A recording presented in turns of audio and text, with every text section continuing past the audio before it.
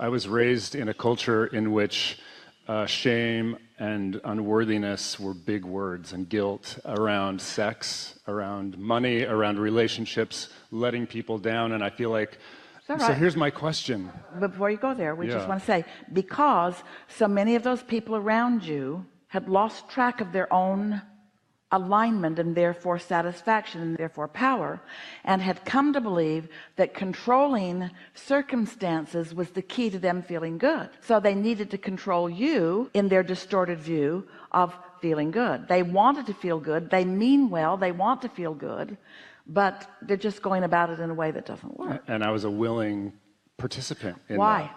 Because you wanted to feel good too. Yeah, because when you didn't have keen in your awareness the possibility of finding mutuality with your inner being, with your source, with your God, with all that is, when you'd lost track of that, then mutuality with others was the best you could do. And that's all right, isn't it? Until it's not. Do you want to ask yourself to do what you're not ready to perceive? That's sort of futile engagement in life, isn't it? And so how about bridging right now by saying, I did the best that I could do as I was going along the way, and it's time for me to give myself a break, because I did pretty darn good, especially under the circumstances. I was born into an environment not preferring to be heterosexual. I was born into an environment being unique, having a calling from within that they didn't want to approve of. And why would I do such a seemingly stupid thing? Why would I be born with an unchangeable impulse? Because I knew that the mutuality of pleasing them was gonna get me nowhere. So I was born in a way where I could not please them, which made me look for other mutuality like source. It's just easier for people to find mutuality with other people when they've learned to cave in and be just like everybody wants them to be, until there are so many of them wanting different things.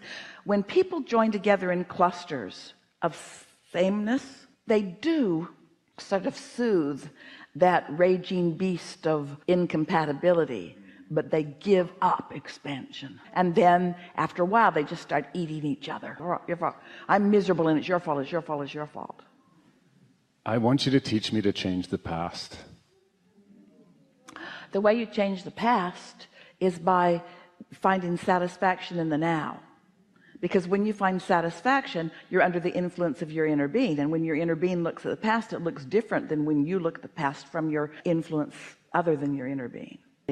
When you're under the influence of your inner being, and your inner being is then addressing some aspect of your past, some situation in your past, your inner being is seeing it through the lens of non-resistance. So it looks different than if you're looking at it through the lens of guilt, or through the lens of resentment, or through the lens of resistance. It changes because your perspective changed.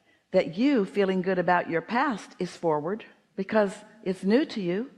You haven't felt all that good about your past. So when you start looking forward with your inner being, your past has to change. And instead of all that stuff that felt bad when it was happening, or as you've recalled it through time, you'll be in that step 5 source-like attitude, where you'll appreciate all the contrasts that put the desire into your vortex, and you'll appreciate your ability to see more clearly.